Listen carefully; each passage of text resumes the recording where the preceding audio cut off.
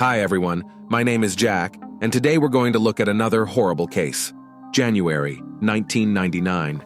David and Belinda Temple were expecting their second child. Belinda was due to give birth as soon as possible. The doctors predicted labor in a couple of weeks. Like all pregnant women, Belinda was tired very much and quickly, and she still had her son Evan, who also required attention and care. That day, David decided to relieve his wife from household chores and gave her some time for an evening rest. And so that she would not be distracted by anything, he and his son went for a walk in the park. Father and son were having fun. Walking in the fresh air quickly tires and whets the appetite, so after the walk, they went to a cafe to eat a sandwich and drink a Coke. After the cafe, they drove home. David parked the car and noticed that the front door of his house had broken glass. "Evan, I'm going to take you to visit Harlan for a bit, okay?" said David, and without waiting for an answer from his son, quickly led him across the street to a neighboring house where family friends lived. "Why can't we go to Mom's?" asked the son, who could barely keep up with his father. "Mom's in the hospital right now." David couldn't think of anything else to say. Quentin Harlan had barely opened the door to the unexpected guests, and not even had time to say hello, before David took his son into the living room without speaking and ran toward his house. Quentin, not understanding anything, shouted to his wife to look after the child, and himself ran after his silent friend. "What's the matter?" Quentin shouted, but when he saw the broken front door of Temple's dwelling, he realized that David probably didn't know what was waiting for him inside. The house was a mess. All the closets were open, things were scattered on the floor, and worst of all, there were trails of blood on the floor that led to the stairs. Quentin pushed David aside and saw that under the stairs, in the dressing room, Belinda was lying belly down with her arms spread apart and a huge hole in the back of her head. David, apparently out of shock, did not even cry out, did not utter a word, did not rush to his wife's body, but immediately took out his cell phone and dialed the police number. The operator on the other end of the line didn't anticipate the brutality of the murder, so he asked David to check Belinda's pulse and even give her CPR. "What the hell kind of CPR are you talking about? Her head is splattered all over the walls." Police officers immediately rushed to the scene, except they didn't get inside the house for a long time. The Temple family's bull terrier, named Shaq, growled and barked at the unfamiliar uniformed men and seemed about ready to lunge at the police officers. One of the officers even drew his service pistol as David, who had come out of the house, yelled for them to put their guns away and hurriedly took the aggressive dog into the garage. Once inside the house where the tragedy had recently occurred, the police looked around and concluded that the burglars were at work here, who did not know that the mistress was in the house at that moment, and even though she was pregnant, they had no choice but to shoot her and thus get rid of the witness. 1986. Belinda gets a college education in her hometown. Even though her twin sister Brenda left to study at Steve Austin University, Belinda stayed with her parents because in high school, she started dating Marshall Kelmy, who was 3 years older than her and whom she was just crazy about. Her father and mother were against this relationship, at least because of her boyfriend, their daughter would not be able to get a prestigious education and, as it usually happens, would get pregnant early and end up dropping out of even a community college. On this topic, there were many scandals in their home. Carol's mother did not allow her daughter to start a joint life with Marshall and dropped then such a phrase, "He is nobody to you. When you get married, you can move out anywhere, but until then, you have your own house." Belinda was a stubborn girl who always got her way, and she must have taken her mother's words as a wake-up call. Sometime later, at a family dinner, to which Marshall had been invited, despite the inhibitions, the young couple announced that they were to be married. There was a heavy silence at the table. "Well, now that they've decided," Mom gritted her teeth, and they spent the rest of the evening in complete silence. Belinda had actually made the decision herself, wanting to show her parents that she was an adult and capable of making her own decisions. Her boyfriend was not particularly eager for an official marriage, but did not refuse the proposal of his girlfriend, whether he did not want to offend or for some other reason. The two young people got married. No, there was no grand celebration. Belinda wore her sister's white dress, called a few friends, and she and Marshall signed, and then just walked around the city, drinking champagne and having fun. The very next day, Belinda packed her things and moved in with her husband, who at that time still lived with his parents, and rent a separate place was not even planned. Official marriage, in fact, did not affect their relationship, and as already mentioned, Belinda did it all just to stop hearing motherly reproaches and become independent. But the taste of this life turned out to be very bitter. Not 6 months later, Marshall began to spend little time at home, saying he was working late, but was actually with another woman. Belinda found out when she noticed that her husband was acting strangely. One day she waited until his workday was over and followed her husband, and that's when it all came to light. Marshall was walking hand in hand with some strange woman, most likely with his colleague.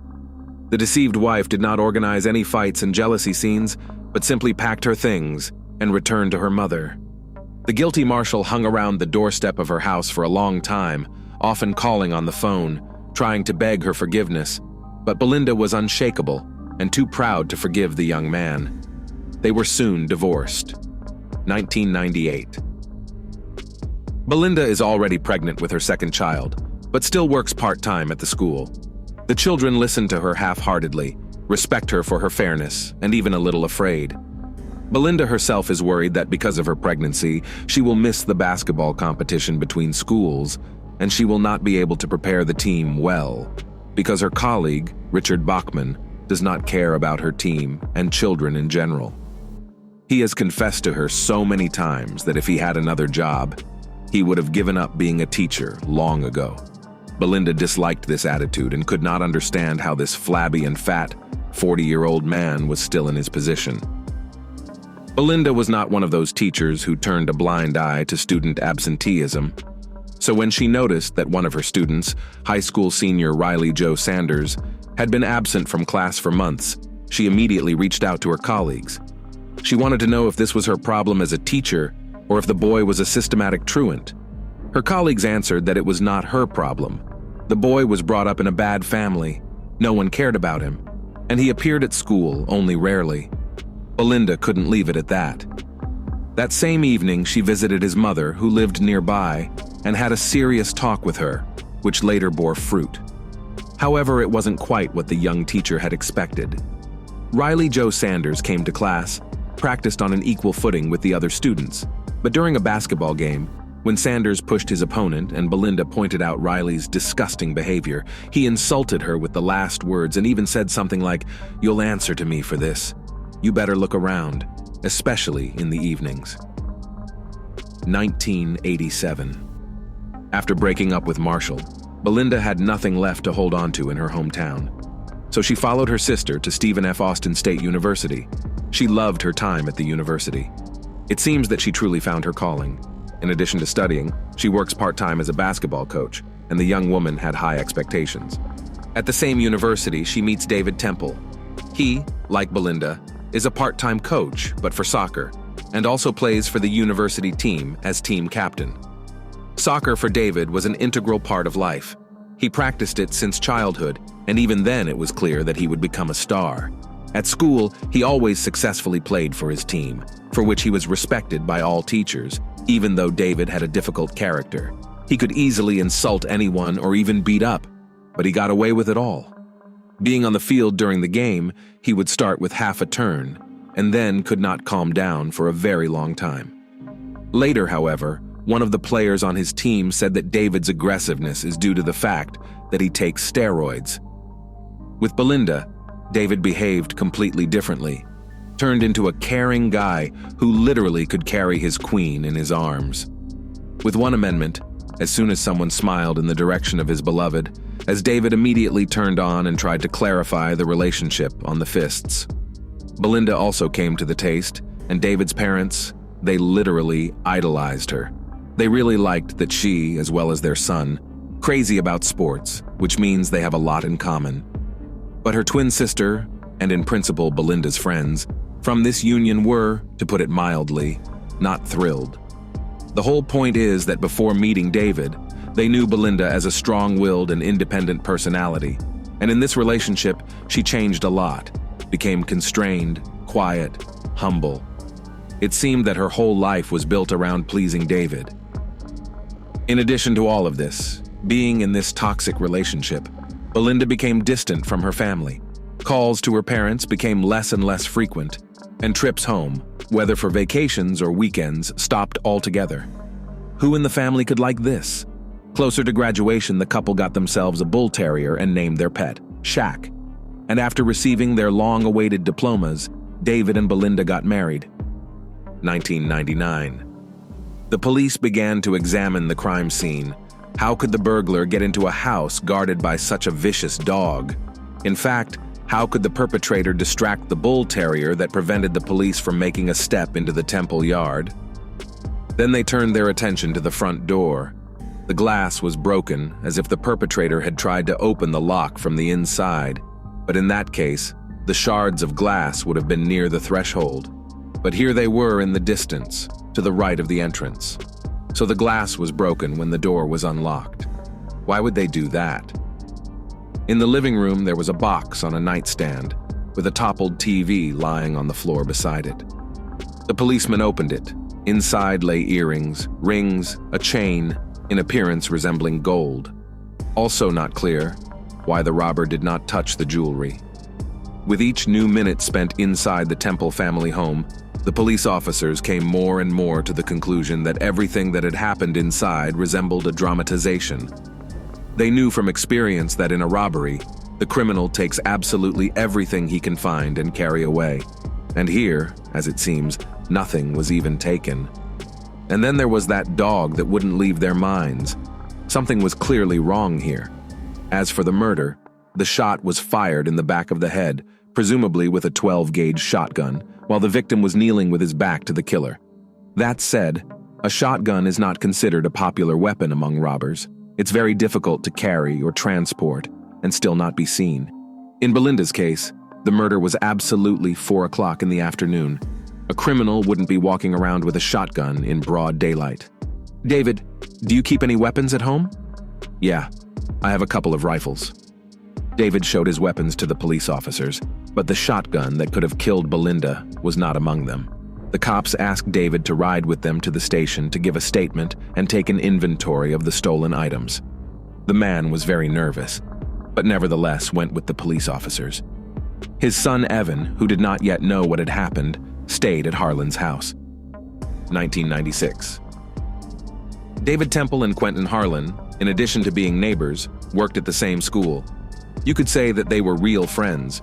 They often met outside of work hours to watch games on TV together or have a family barbecue. One day, David and Quentin were brought together by something else besides their love of sports. There was a new young teacher at the school, Heather Scott.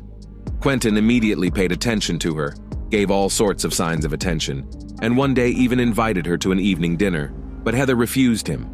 It so happened that Quentin had a rival, and this rival, surprisingly, turned out to be David.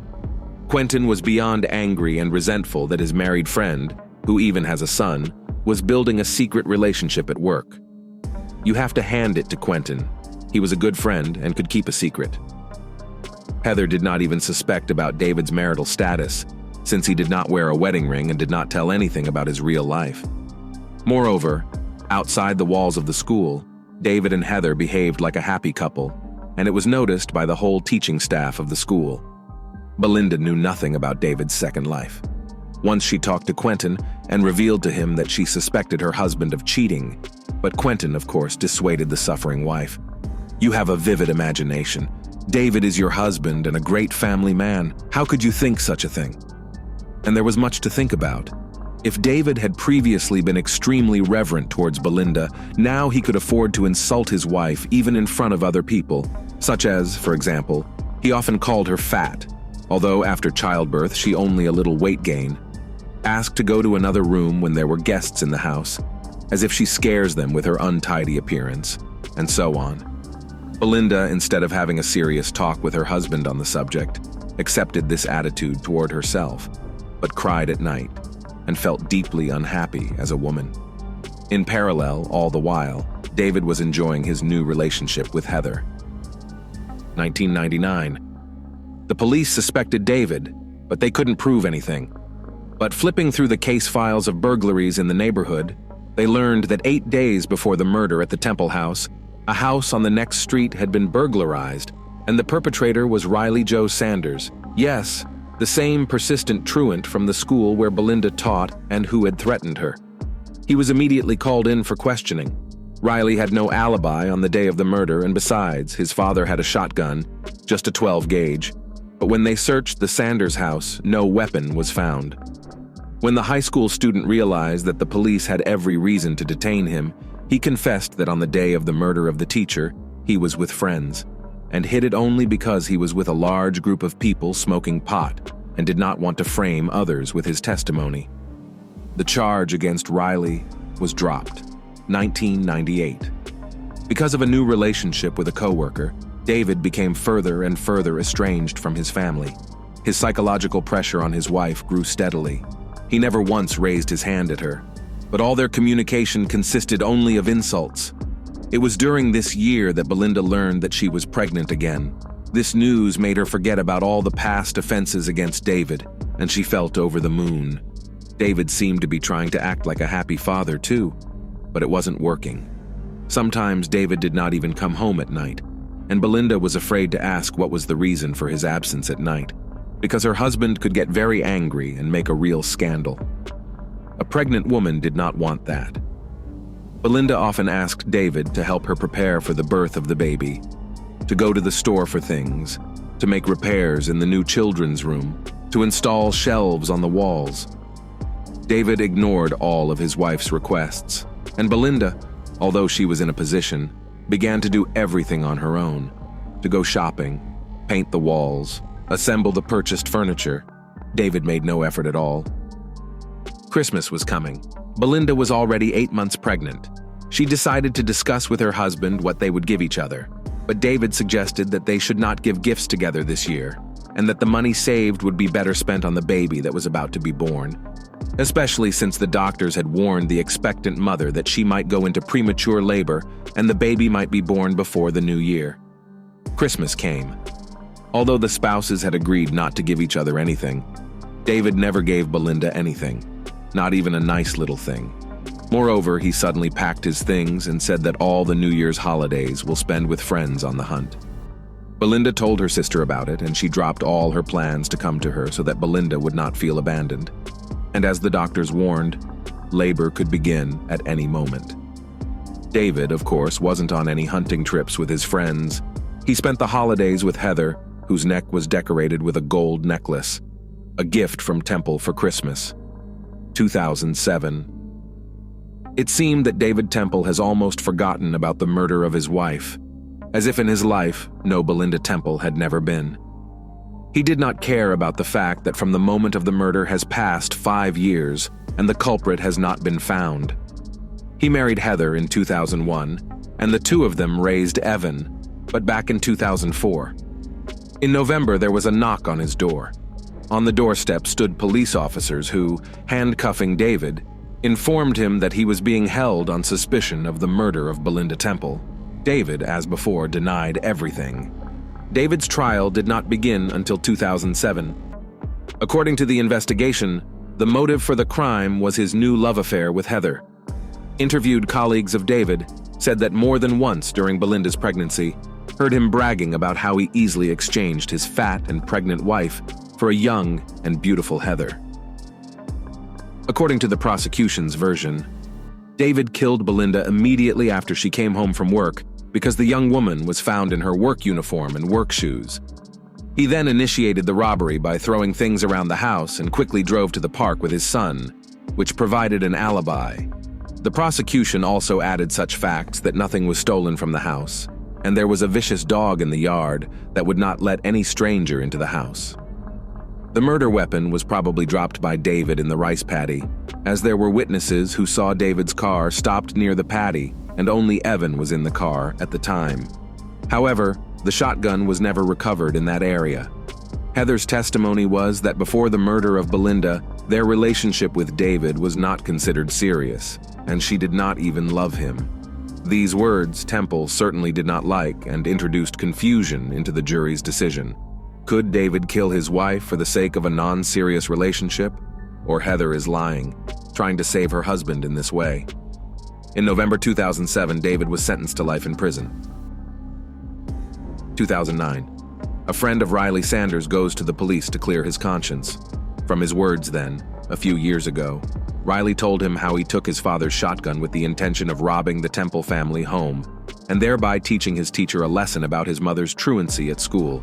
And he really almost managed to enter the house, but at that moment, a bull terrier ran out of the garage, and Riley shot at the dog, but did not hit, and afraid that the sound of shotgun fire would attract the neighbors, quickly ran away from there. This testimony was submitted to the court. A review of the case began. In the meantime, David was released from prison on bail. Heather had no intention of being the wife of a man who had spent so much time in jail and was not sure how much longer he would spend in jail. She filed for divorce. It took the jury a long time to decide what kind of punishment David deserved. It was when Temple was free, and the court had not yet decided his sentence that the pandemic began. It wasn't until 2023 that the case was revisited. David was found guilty after all. He was sentenced to life in prison with parole after 17 years. His son Evan, while the trial was going on until the last moment, did not believe that his father was capable of such a cold-blooded murder, and throughout the trial, supported him to the last moment. Thanks for watching, guys. That was Jack with you. Subscribe to the channel. There are many shocking stories ahead.